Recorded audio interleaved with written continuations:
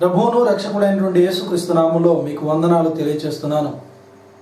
ఈ సమయంలో ప్రపంచవ్యాప్తంగా ఉన్నటువంటి నా క్రైస్తవ సహోదరి సహోదరులకు తెలియజేసేది ఏంటంటే, గత కొద్ది రోజులుగా బైబిల్కు విరుద్ధముగా మన తండ్రి అయిన దేవుని గురించి, ప్రభు అయిన యేసుక్రీస్తుని గురించి మరి తప్పుడు రాతలు రాస్తూ పోటీకి పిలిచినా రాకుండా అండర్ గ్రౌండ్లో ఉండి అండర్ కవర్ ఆపరేషన్ చేస్తూ క్రైస్తవులను అవమానపరుస్తున్నటువంటి ఒక వ్యక్తి మీ అందరికీ తెలుసు.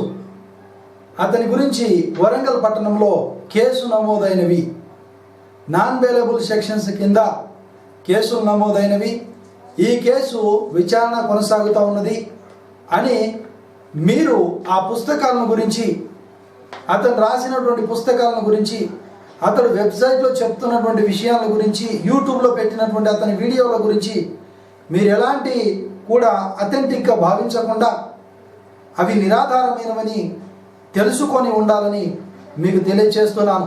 ప్రియమైనటువంటి వాళ్ళారా, వారికి నేను నోటీస్ ఇవ్వడం జరిగింది. మీరు నాతో పోటీకి వచ్చినట్లయితే మీరు రాసిన పుస్తకము తప్పని 1 నిమిషంలోనే నిరూపిస్తానని వారితో కరుణాకర్ సుగుణతో నేను చెప్పడం జరిగింది.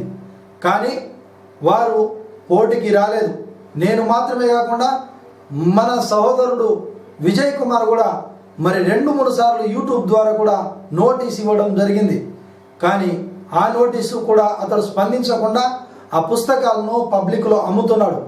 ఆ పుస్తకాల గురించి నేను చెప్పదలుచుకున్న విషయం ఏంటంటే, అవి ఇల్లీగల్గా ముద్రించబడిన పుస్తకాలు, చట్ట వ్యతిరేకంగా ముద్రించబడినటువంటి పుస్తకాలు.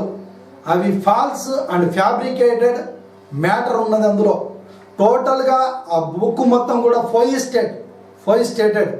కనుక ప్రియమైనటువంటి వారులారా, నా క్రైస్తవ సహోదరులారా, మీకు తెలియజేసేది ఏంటంటే, కరుణాకర్ సుగుణ రాసినటువంటి పుస్తకాల విషయంలో మీరు ఎలాంటి విశ్వాసం విషయంలో సడలకుండా ఉండాలని తెలియజేస్తున్నాను. ఎందుకంటే ప్రియమైనటువంటి వారులారా, వారు రాసినటువంటి పుస్తకంలోని ఒక విషయం గురించి మీ ముందు ఉంచదలుచుకున్నాను.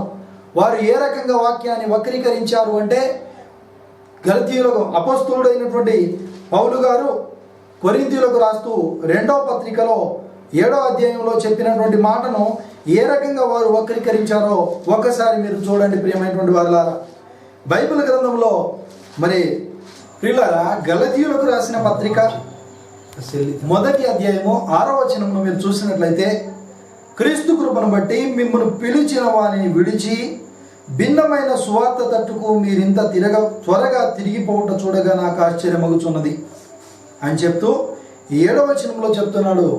గలతీయులకు రాసిన పత్రిక అపోస్తలుడైన పౌలు గారు రాస్తూ 7వ వచనంలో 1వ అధ్యాయంలో చెప్తుంది ఏంటంటే, అది మరి ఒక సువార్త కాదు కానీ క్రీస్తు సువార్తను చెరపగోరి మిమ్మును కలవరపరచువారు కొందరున్నారు.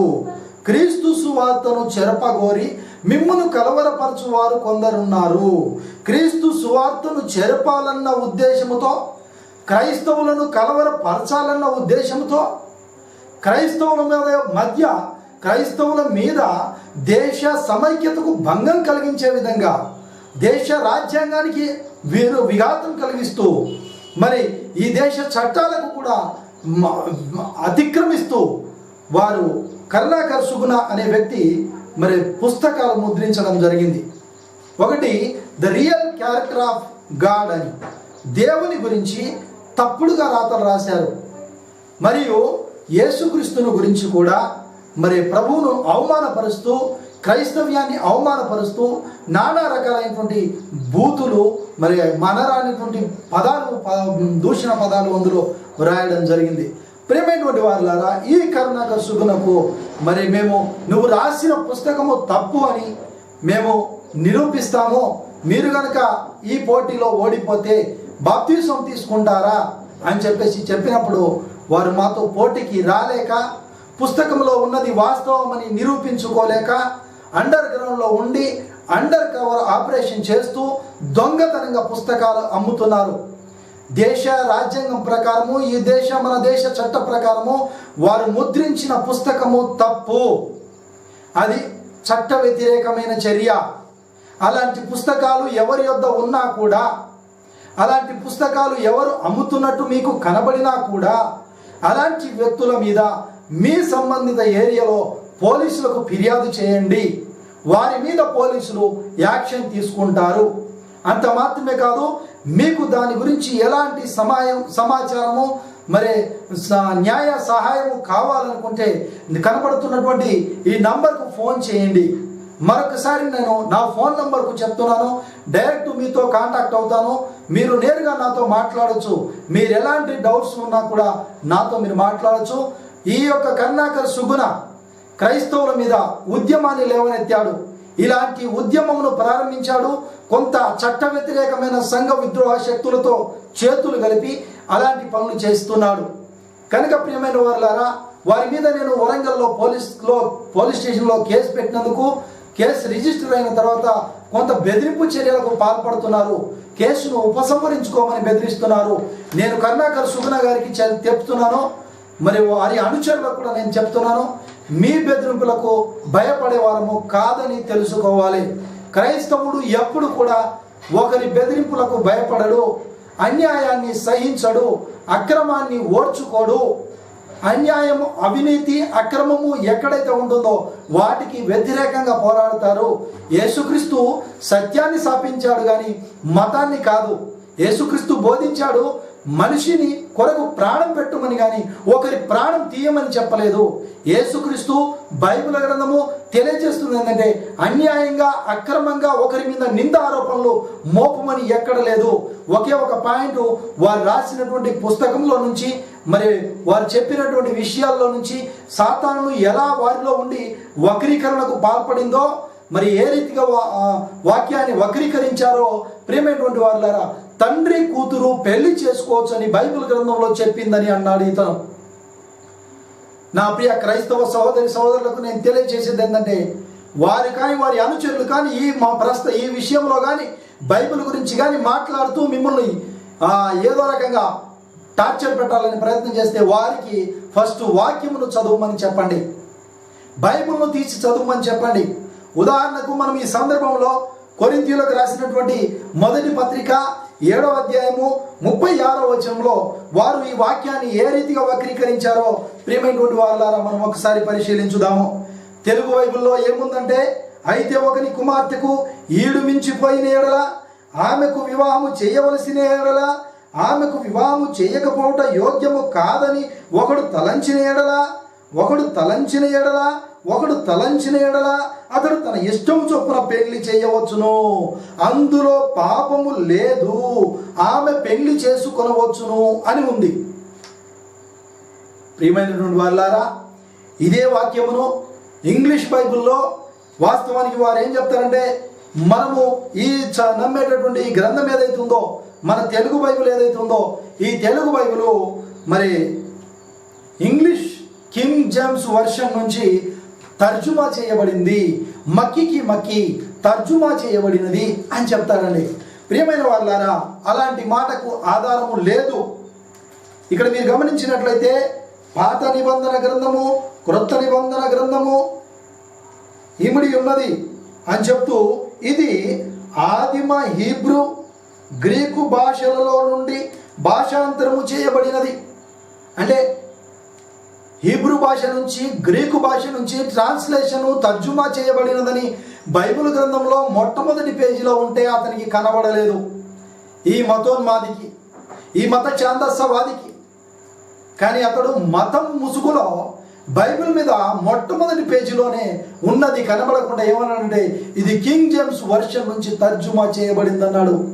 దీన్ని బట్టి చూస్తే అతడు మిస్లీడింగ్ ఇన్ఫర్మేషను ఇస్తున్నాడు, ప్రజలను తప్పుదో పట్టిస్తున్నాడు, ప్రజలను ఉసిగొల్పుచున్నాడు. హిందువు క్రైస్తవుల మధ్య వర్గ వైభేద్యం సృష్టిస్తున్నారు. ప్రియమైనటువంటి వాళ్ళారా, ఒక ఉద్యమాన్ని లేవనెత్తాలని చెప్పేసి ప్రసంగాలు చేస్తున్నారు. ఇలాంటి వ్యక్తుల మీద మనము మరి లీగల్గా పోవాలి తప్ప ఇల్లీగల్గా మనం పోకూడదు. కనుక ఈ దేశ చట్ట ప్రకారము వారు చేసినటువంటి చర్య ప్రతిదీ కూడా తప్పే, చట్ట వ్యతిరేకమైనదే అని చెప్పి వారి మీద నేను క్రిమినల్ కేసులు వరంగల్లో పెట్టడం జరిగింది. ఈ కేసులు విచారణ జరుగుతూ ఉంది. ఈ కేసుల విషయంలో కొందరు మూర్ఖులు ఫోన్ చేసి నన్ను బెదిరిస్తున్నారు. ప్రియ నా సహోదరి సహోదరులారా, మీ ఏరియాలో ఈ సుగుణాకర్ రాసినటువంటి పుస్తకాలు ఎవరైనా అమ్మినా, ఎవరి దగ్గర ఉన్నా సంబంధిత పోలీసులకు వెళ్ళి మీరు ఫిర్యాదు చేయండి. వారిని న్యాయపరంగా ఎదుర్కొందాము. మనము డిబేట్ పెడితే వారు డిబేట్కు రావట్లేరు. వారిని మనము డిబేట్ కోసం పిలిచినా వారు రావట్లేరు. కానీ ఈ కొరింథీయులకు రాసిన మొదటి పత్రికలో ఎలా వక్రీకరించాడో ప్రియమైనటువంటి వాళ్ళారా ఒక్కసారి మీకు నేను చెప్తున్నాను. ఈ ఇంగ్లీష్ బైబిల్లో ఏముందో మనం ఒకసారి చూద్దాం. ఇంగ్లీష్ బైబిల్లో ఏముంది? But if any man think that he behave with himself, ఎవరైనా అని ఉంది. If any man think he behave with himself uncomely towards his virgin. Telugu బైబిల్లో ఏముంది? అయితే ఒకని కుమార్తెకు ఈడు మించిపోయిన ఎడల, అయితే ఒకని కుమార్తెకు అని చెప్తూ ఆమెకు వివాహం చేయవలసి వచ్చిన ఎడల, ఆమెకు వివాహం చేయకపోవటం యోగ్యము కాదని ఒకడు తలంచిన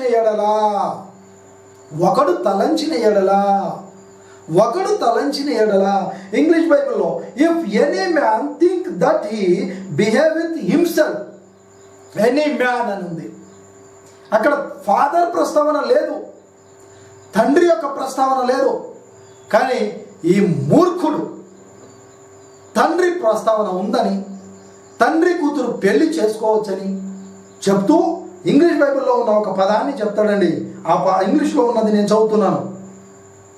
if she pass the flower of her age and needs so require, let him do what he will, he sinneth not, let them marry. అందులో పాపం లేదు, వాళ్ళు పెళ్లి చేసుకోవచ్చు. అంటే వాళ్ళంటే పైన చెప్పింది తండ్రి కూతురు అని చెప్తాడు. బైబిల్ గ్రంథంలో ఎక్కడ కూడా తండ్రి కూతుర్లు పెళ్లి చేసుకోవాలని ఉంటే బైబిల్నే వదిలేస్తాను. మీరు ఏ ఛాలెంజ్ అంటే దేనికంటే దానికి ఉంటాను నేను. ఇక్కడ ఈ వచనంలో తండ్రి కూతురు పెళ్లి చేసుకోవాలని ఇంగ్లీష్ బైబిల్లో కానీ తెలుగు బైబిల్లో కానీ నువ్వు చూపిస్తావా సుగ్నాకర్? నీకు అసలు ఇంగ్లీష్ వచ్చా అంటున్నా. నీకు భాష పరిజ్ఞానం లేదు, ఇంగ్లీషే రాదు. ఇలాంటి తప్పుడు మాటలు మాట్లాడి ప్రజలను మిస్గైడ్ చేస్తున్నావు, మిస్లీడ్ చేస్తున్నావు. ఫ్యాబ్రికేటెడ్ పుస్తకాలు ముద్రించావు కట్టుకథతోటి. అవన్నీ కూడా నీ మీద నేరారోపణతో కేసులు నమోదైనవి. ఈ కేసులలో బెయిల్ కోసం ప్రయత్నాలు చేయడం కాదు, నన్ను బెదిరించి కేసు వాపసు తీసుకోమని చెప్పించడం కూడా కాదు. నీకు దమ్ముంటే, నువ్వు రాసింది నిజమే అని నువ్వు నమ్ముకుంటే డైరెక్ట్ నాతోటి డిబేట్కు రా. నాతో కానీ నా సహోదరుడు విజయ్ కుమార్తో కానీ నువ్వు పోటీకి రా. మమ్మల్ని ఓడించగలిగితే, నువ్వు ఒకవేళ రాకపోయినా నిన్ను కోర్టులో నిలబెట్టే శక్తి సామర్థ్యం దేవుడు నాకు ఇచ్చాడు. నువ్వు ఎట్టి పరిస్థితుల్లో తప్పించుకోలేవు. నిన్ను తప్పించుకోనివ్వదు ఈ చట్టము. ఈ దేశ చట్టం మీద నాకు నమ్మకం ఉంది. ఈ దేశ న్యాయ వ్యవస్థ మీద నాకు గౌరవం ఉంది. ఈ దేశ చట్ట ప్రకారం, ఈ దేశ రాజ్యాంగం ప్రకారము క్రైస్తవులకు మాకు రక్షణ ఉంది. కాబట్టి నువ్వు మా మీద చేసిన, మా బైబిల్ మీద చేసిన, మా నమ్మకాల మీద చేసిన, మా ప్రభువు మీద చేసిన, మా దేవుని మీద చేసిన ఆరోపణలన్నింటినీ తప్పని నిరూపించకపోతే నేను దేనికంటే దానికి ఉంటాను. ప్రియమైన వారులారా, ఇతడు రాసినటువంటి పుస్తకాల విషయంలో మీరు ఎట్టి పరిస్థితుల్లో కాంప్రమైజ్ కాకండి. మీ ఏరియాలో ఎవరు కనబడినా వారి మీద మీరు ఫిర్యాదు చేయండి పోలీసులకు. మీకు న్యాయ సహాయము, న్యాయ సమాచారము ఎలా ఏంటిది అని తెలియదు అనుకుంటే నా నంబర్కు ఫోన్ చేయండి. నేరుగా నేను మీతో మాట్లాడతాను. నా ఫోన్ నంబర్ 9441293705. మీ సహాయ సహకారాలు నాకు కావాలి. ప్రియమైన వారులారా, నేను ఎందుకు మీ సహాయ సహకారాలు కోరుకుంటున్నా అంటే, అపోస్తలుడైనటువంటి యాకోబు గారు గలతీయులకు రాస్తూ వారు చెప్పినటువంటి మాటను ఒకసారి చూద్దాం. ప్రియమైనటువంటి వారులారా, గలతీయులకు రాసిన పత్రిక 2వ అధ్యాయము 6వ వచనం, ప్రియమైనటువంటి వాళ్ళారా, ప్రాణము లేని శరీరము ఎలాగో మృతమో అలాగే క్రియలు లేని విశ్వాసము మృతము. మీరు నిజముగా విశ్వాసులే అయితే మీ క్రియలను చూపించండి, మీ తండ్రిని సంతోషపరచండి. మన ప్రభువు చెప్తున్నారు, అజ్ఞానంగా మాట్లాడే మూర్ఖుల నోరు మూయుట దేవుని చిత్తమని అపోస్తుడైన పేతురు గారు చెప్తున్నారు. అపోస్తుడైన పేతురు గారు తన పత్రికలో రాస్తూ ఏమంటారంటే, అజ్ఞానంగా మాట్లాడు మూర్ఖుల నోరు మూయుట దేవుని చిత్తము. కనుక ఈ అజ్ఞానంగా మాట్లాడుతూ వాక్యాన్ని వక్రీకరిస్తున్నటువంటి ఈ యొక్క కరుణాకర్ సుగుణ ఎలాంటి వాడో, అతని గురించి బైబిల్ ఇచ్చినటువంటి స్టేట్మెంట్ ఏంటిదో ఒకసారి మీరు యోహాను గారు రాస్తూ మొదటి పత్రికను చూద్దాం. ప్రియమైనటువంటి వారల, అపోస్తుడైనటువంటి యోహాను గారు రాసిన 2వ పత్రిక 7వ వచనం నుండి ప్రియమైనటువంటి వారల నేను చదువుతున్నాను, దయచేసి గమనించండి. 7వ వచనం నుండి, యేసుక్రీస్తు శరీరధారి అయి వచ్చెనని ఒప్పుకొనని వంచకుడు, అతడు ఒక 420 అని బైబిల్ చెప్తుంది. ఎందుకంటే యేసుక్రీస్తు శరీరధారి అయి వచ్చాడని ఒప్పుకోవట్లేదు, యేసుక్రీస్తు రాలేదని అంటున్నాడు. కనుక యేసుక్రీస్తు శరీరధారి అయి వచ్చానని ఒప్పుకొనని వంచకులు అనేకులు లోకంలో బయలుదేరి ఉన్నారు, అందులో ఇతనొకరు. అట్టివాడే వంచకుడును క్రీస్తు విరోధియునై ఉన్నాడు. మేము మీ మధ్యన నెరవేర్చిన కార్యములను చెడగొట్టుకొనక మీరు పూర్ణ ఫలము పొందినట్లు జాగ్రత్తగా నడుచుకోండి. కరుణాకర్ సుగుణ రాసినటువంటి పుస్తకాలకు మీరేం జడవకండి, జాగ్రత్తగా వాక్యమును ధ్యానించండి, వాక్య ప్రకారం నడవండి, వాక్యములో ఏముందో చూడండి, వాక్యములో ఏముందో చూపించండి. అజ్ఞానంగా మాట్లాడుతున్నటువంటి మూర్ఖుల నోరు మూయించండి, ఇది దేవుని చిత్తమని తెలుసుకోండి. ఇతను గురించి క్రీస్తు బోధయందు నిలిచి ఉండక దానిని విడిచి ముందుకు సాగు ప్రతి వాడును దేవుణ్ణి అంగీకరింపని వాడు. క్రీస్తు బోధయందు నిలిచి ఉండక దానిని విడిచి ముందుకు సాగు ప్రతి వాడు దేవుణ్ణి అంగీకరింపని వాడు. బైబిల్ గ్రంథాన్ని విడిచిపెట్టేశాడు, బైబిల్ గ్రంథంను దాటేసి బయటికి వచ్చి బైబిల్లో లేని మాటలు ఉన్నాయని చూపిస్తాడు, వక్రీకరించి మరి క్రైస్తవులను కలవరపరుస్తున్నారు. ఆ బోధ యందు నిలిచి ఉండువాడు తండ్రిని కుమారుని అంగీకరించువాడు. ఏ బోధ యందు నిలిచి ఉండువాడు? క్రీస్తు బోధ యందు, అపోస్తుల బోధ యందు నిలిచి ఉండువాడు తండ్రిని కుమారుని అంగీకరించువాడు. ఎవడైనను ఈ బోధను తేక మీ యొద్దకు వచ్చిన ఎడల వానిని మీ ఇంట చేర్చుకొనవద్దు. ఇది ఆజ్ఞగా, ఇన్స్ట్రక్షన్స్గా, ఆర్డర్గా క్రైస్తవులకు ఇవ్వబడినటువంటి మాట. తండ్రిని కుమారుని ఒప్పుకొనని క్రీస్తు విరోధులు వచ్చారు. అలాంటి వ్యక్తులను మీ ఇంట్లో చేర్చుకొనవద్దు. శుభమని వానితో చెప్పవద్దు. శుభమని వానితో చెప్పువాడు వాని దుష్ట క్రియల్లో పాలివాడగును. మన దేశ చట్ట ప్రకారంగా ఇండియన్ పీనల్ కోడ్లో చూసినట్టయితే ప్రియులారా, ఒక నేరస్తునికి షట్టర్ ఇస్తే అతడు కూడా నేరం చేసిన వాడు అవుతాడు. బైబిల్ గ్రంథంలో కూడా ఇక్కడ మనం గమనించినట్లయితే ఒక క్రీస్తు విరోధికి మనము శుభమని చెప్తే వాని దుష్ట క్రియల్లో పాలివాళ్ళం అవుతాము. అంటే వాడు నేరం చేస్తే మనం కూడా నేరం చేసినట్లే. కనుక ఆ శిక్షకు మీరు బలి కాకుండా ఉండాలని నేను తెలియజేస్తున్నాను. ప్రియమైనటువంటి వారులారా, హెబ్రీయులకు రాస్తూ అపోస్తులైనటువంటి పౌలు గారు 11వ అధ్యాయంలో చెప్తున్నాడండి. అపోస్తులు హెబ్రీయులకు రాసినటువంటి పత్రిక 11వ అధ్యాయము 7వ వచనం ప్రియులారా, మనం ఒకసారి చూద్దాం. 11వ అధ్యాయము 7వ వచనం నుండి మీరు గమనించినట్లయితే ఇక్కడ ఏముంది? విశ్వాసమును బట్టి నోహు అది వరకు చూడని సంగతులను గూర్చి దేవుని చేత హెచ్చరింపబడి భయభక్తులు గలవాడై తన ఇంటి వారి రక్షణ కొరకు ఒక ఓడను సిద్ధము చేశాను. నోవాహులాగా మీ కొరకు, మీ కుటుంబం రక్షణ కొరకు ఓడను సిద్ధం చేసుకునే సమయం వచ్చింది. ఇక్కడ చెప్తున్నాడు, విశ్వాసమును బట్టి. విశ్వాసము లేకుండా దేవుణ్ణి సంతోషపరచుట అసాధ్యము. క్రియలు లేని విశ్వాసము మృతము. కనుక విశ్వాసమును బట్టి నోహా ఏం చేశాడు? అది వరకు చూడని సంగతులను గూర్చి, ఇక్కడ చూడండి ప్రియమైన వాళ్ళ, అది వరకు చూడని సంగతులను గూర్చి, అది వరకు చూడని సంగతులను గూర్చి దేవుని చేత హెచ్చరింపబడి భయభక్తులు కలిగిన వాడై తన ఇంటి వారి రక్షణ కొరకు ఒక ఓడను సిద్ధము చేర్చెను. అందువలన అతడు లోకము మీద నేరస్థాపన చేసి విశ్వాసమును బట్టి కలుగు నీతికి వారసుడయ్యను. లోకము మీద నేరస్థాపన చేస్తున్నాడు. లోకము మీద ఆయన నేరస్థాపన చేశాడు. ఈరోజు నీవు నేను ఇలాంటి మూర్ఖంగా మాట్లాడే వారి మీద నేరస్థాపన చేయాలి. నేరస్థాపన చేయుటకే మనము దేవుడు నియమించి ఉన్నాడు. ప్రియమైన వాళ్ళారా, ఈ బైబిల్ గ్రంథము గురించి మీకు చెప్పవలసిన విషయాలు చాలా ఎన్నో ఉన్నాయి. దీన్ని కాపాడే విషయంలో ఇది పవిత్ర గ్రంథము, అపవిత్ర గ్రంథము కాదు. దీనిని కాపాడే విషయంలో, దీన్ని ప్రకటించే విషయంలో, దీనికోసము ఎందరో తమ ప్రాణాలను పోగొట్టుకున్నారు, ఎందరో తమ మానాలను పోగొట్టుకున్నారు, ఎందరో తమ ఆస్తులను పోగొట్టుకున్నారు, తమ చరస్థిరాస్తులను పోగొట్టుకున్నారు. వారి విశ్వాసాన్ని చూపించారు, దేవుని వాక్యం కొరకు నిలబడ్డారు. గ్రామ స్టేట్స్ అయితే సజీవంగా మరి వారు దానం చేసిన మన ఒరిస్సాలో సజీవ దానం చేయబడ్డాడు దేవుని వాక్యం కోసం. ఈరోజు అజ్ఞానంగా మాట్లాడుతున్నటువంటి ఇలాంటి మూర్ఖుల నోరు మూయించడం కోసం మరి నేను కూడా వారి మీద లీగల్గా ఎదుర్కోవడానికి వారిపై క్రిమినల్ కేసులు పెట్టడం జరిగింది.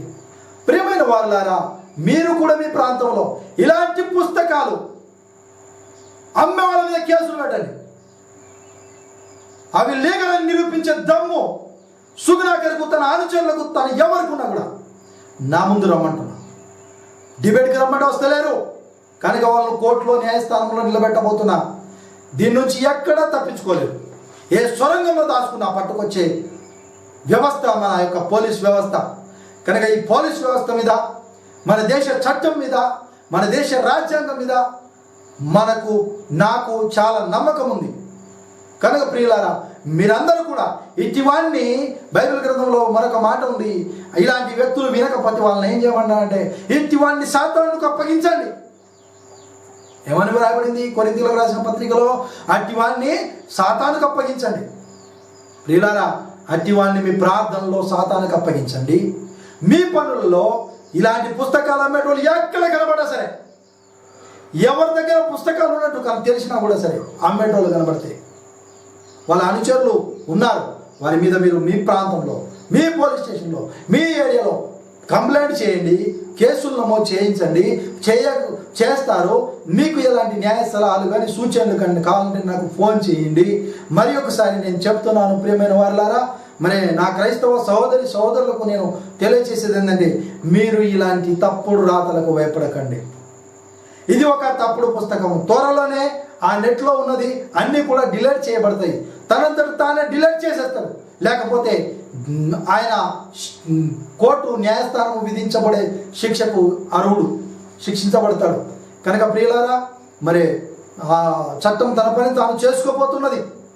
మరి మీరు కూడా మరి చట్టం ఉందన్న ధైర్యంతో, మన పక్షాన దేవుడు ఉన్నాడన్న నమ్మకంతో, వాక్యం మీద విశ్వాసంతో మీ ప్రార్థనలు మీరు కొనసాగండి. ఎవరికి భయపడవలసిన అవసరం లేదు. ఈ దేశం మనది, ఈ దేశ రాజ్యాంగం మనది, ఈ దేశంలో పుట్టాము, ఈ దేశంలో పెరిగాము, ఈ దేశంలోనే మనం ఉన్నాము. ఈ దేశంలో మన ప్రభువు మనకు జీవించే స్వేచ్ఛను మనకి ఇచ్చాడు. కనుక ప్రియులారా, మరి మనమందరము కూడా విశ్వాసంతో ప్రభువులో కొనసాగాలని తెలియజేస్తున్నాను. మరొకసారి మీకు తెలియజేసేది ఏంటంటే, ఇలాంటి వక్రీకరణ చేయబడినటువంటి పుస్తకాల విషయంలో ఎలాంటి బెదరకుండా ఉండాలని తెలియజేస్తున్నా. ఎవరో ఏదో కానుకూతలు కూశాడని టెంప్ట్ కాకండి. సోషల్ మీడియాను మిస్యూజ్ చేస్తున్నారు, భూత పురాణాలు మొదలు పెడుతున్నారు, ఫోన్లు చేసి బెదిరిస్తున్నారు. ఇలాంటివి చేయకండి. హైందవ సోదరులు, నేను వాళ్ళకు తెలియజేసేది, మనవి చేసేది ఏంటంటే, దయచేసి మీ గురించి మీరు ప్రకటించుకోండి. మీ గురించి ఎవరైనా కూడా మరి మీ మత విశ్వాసాల గురించి కానీ, మీరు ఒక దేవతల గురించి కానీ, మరి దేని గురించి కానీ ఏదైనా మాట్లాడితే వారిని మీరు చట్టానికి అప్పగించండి. నేను కూడా మరి మా గురించి మీరు మాట్లాడితే, క్రైస్తవుల గురించి